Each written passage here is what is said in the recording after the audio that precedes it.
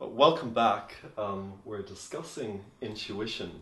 Bernadette, you're a highly, highly intuitive person, and if I could just go one step further and say, because I think it's important people hear this, that my experience with you has been that you can see beyond linear time.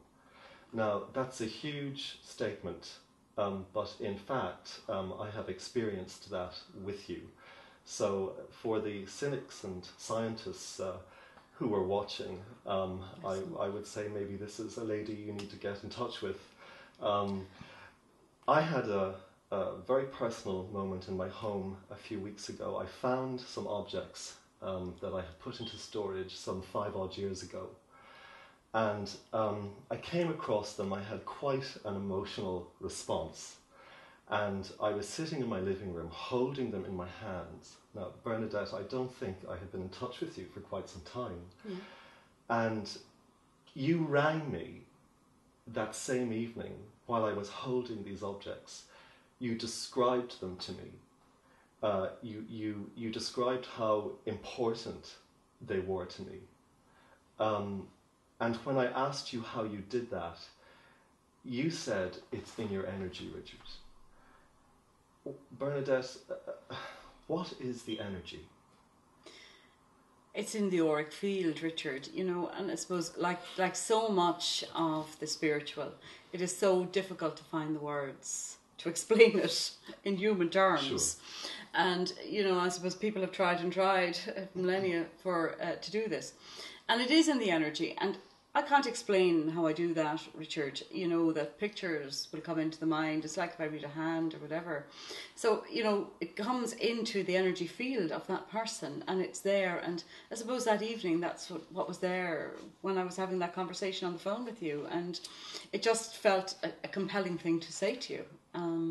And I'm so happy to feel that it was very important to you. You know, that would be wonderful for me to know that does make a difference in that way. But to explain how it's done is impossible. There isn't any particular formula that one sort of suddenly learns. And I suppose this is the thing about the intuitive, that we can't go off and really learn this. You know, okay, people do take their development programs and things like that and support the connection, you know, to that extra dimension. But it is more than that. It really is about being out of our own way. And the energy comes in and blesses us with these insights and with these pictures. And the more we're connected to it, or the more that we're connected in purity of heart with the person we're working with. This is why it's so important to work from heart center. We see these things and we say them. It's like a fleeting moment in somebody's hand, a picture in a hand. It's such a fleeting, it's like a butterfly, and it's gone as quickly as it's come. And so we catch that and we say it, and it has a great significance for the person's life. So it's really about that, and so it is in the energy. Yes. And so if things are in the energy, we have that capacity to change the energy as well, you know, to raise our vibration as well, because we know that, and I suppose quantum physics are telling this more and more, that we are all energy. Everything is energy. Everything here in this room is energy, and it operates at a vibration in an energy field. And the more that we understand, I suppose we always talk about, we sort of live a lot in what they talk about, the third dimension, yes, which is pretty much the safe, secure place, and we can live a whole life doing that. But if we have the courage, and if we take the time to make that step across, to work with our own energy field, and to connect into the vibration of things at a higher level, we go into that fifth dimension, and we have that opportunity, you know, to have even just a glimmer of what that's all about. Because I think as humans, we very often just get a glimmer of it. You know, I mean, listening to people's experiences who've had near-death experiences, yes, it's really incredible, because they have gone to that fifth dimension, they've gone through that tunnel or whatever, and they've been able to encounter other beings there. And it's wonderful to listen to those experiences.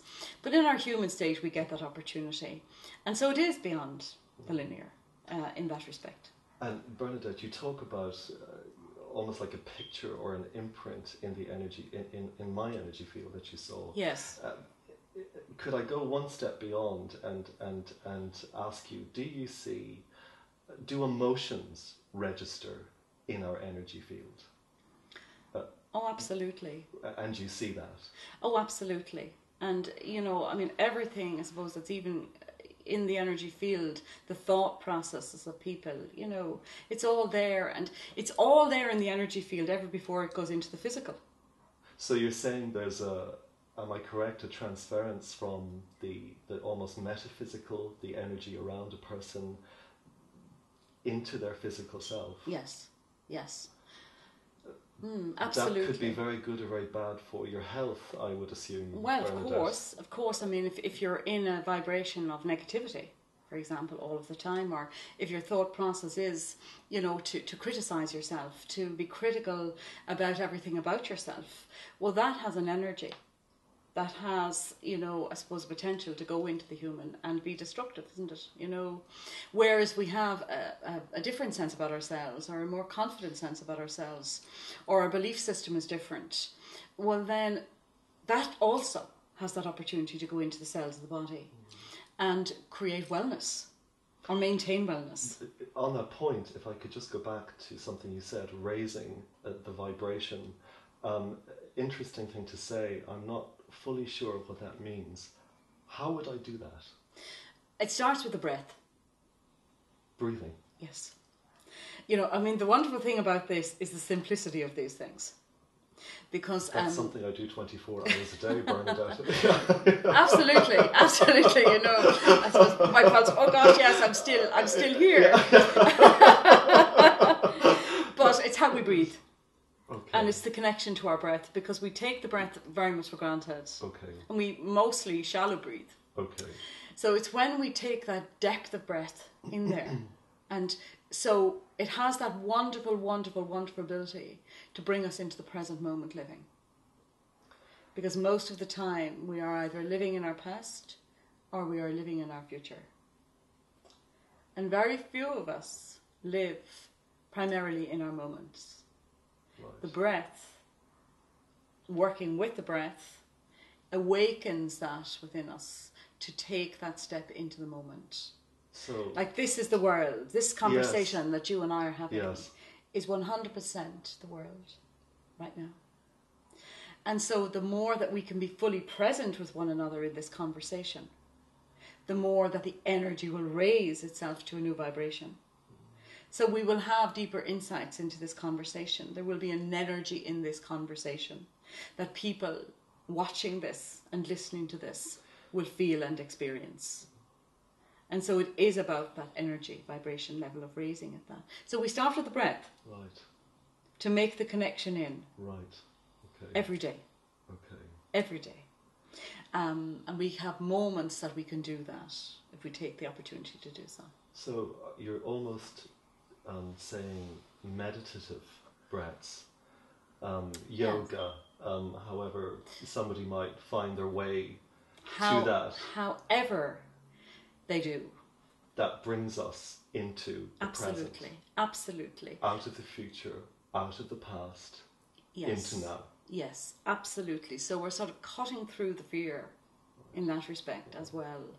And the stress levels, which are so destructive to us. And it's like, we could take one of the roses here and we could really, really breathe into that rose and experience that rose as it might see itself if it was a living rose. And that can be it. That takes us into present moment. It raises our vibration, and everything else we do in that day is carried with that vibration. Would I be correct in saying that that's where the great artists get their inspiration? I mean, you described something truly beautiful there and emotive. Yes. And I could feel the energy change in the room. Yes. That's a very powerful place. Amazingly powerful. It is where we are at where soul and the human meet. And we have that opportunity to step into that space. And then it impacts and everything else we do. So we go out there and we live our lives. We do all what we consider, the ordinary things, but they're touched with the extraordinary because they're touched with a new energy. Yes. So the slightest thing we do, everything we do, is changed accordingly. And of course that's how the great artists connect, because they got out of their own way, they connected into that moment, and they let that channel, whether it was with a pen, with a brush, with a note, whatever it was. It does seem changed. to be the language of that space, that soul space. It seems to be the language of the human spirit to create beauty. Oh, absolutely. To want to change things in a beautiful way. Absolutely. To see the world with the eyes of our soul, and to hear the world with the eyes of our soul, and with, I suppose, the eyes of the heart as well, Yes. To be able to make that connection across is amazing. And what can be created from that place, because fear doesn't live in that place. It's not a fearful vibration. No, it wouldn't be. It's a creative vibration. And so the more that we can do that, the more we create amazing things. And we actually are just changing the world around us just by the presence of that. Can you imagine every person taking that journey, breathing in the life and energy into that, and somebody on the other side of the world feeling that vibration? And you think that's really possible? Absolutely. Absolutely. And I think those of us who have been given this opportunity, and particularly in the Western world, have a huge opportunity, a huge obligation to heal the world. And that so somebody who is in another part of the world, in great poverty, in great despair, in great misery, that somewhere that energy level is changed. And then, of course, we must follow that vision up with practical action. Of course. That we go out there and say, how can we make a difference in changing this world of poverty? And you have that balance, Bernadette. I mean, I know people who live almost too much in that place and it doesn't manifest. Absolutely no. But with you, you live it, and I'll say it again. Just speaking to you, and you're living your truth, and it's very interesting. You don't have to sell it to me or anybody, Bernadette. We're sold. Well, really, sold. It's a reflection, Richard. This conversation is a reflection, and I think that's very important as well. To be with you here is amazing for me, and it's such an honour because of the soul and heart connection here. And if what we're doing together here today can make a difference to people out there who may feel disconnected from themselves, if they can feel that connection and that love and all the energy that comes in and vibrates with that, and the healing energy that's created by this conversation, well, then that's a wonderful thing, and we have created magic here today. And for people wanting to get in touch with you, that's Bernadette Phillips at New Insights for Change. New Insights for Change website, newinsightsforchange.com, and they can come in there and have a chat with me, and I would be delighted to hear them. Well, I wholeheartedly recommend that you do get in touch with Bernadette. And Bernadette, thanks for your time today. Thanks for your energy. Thank you very much. I'm leaving with a lot to think about. Well, thank you, and likewise. Thank you very much indeed. We'll talk again. Absolutely.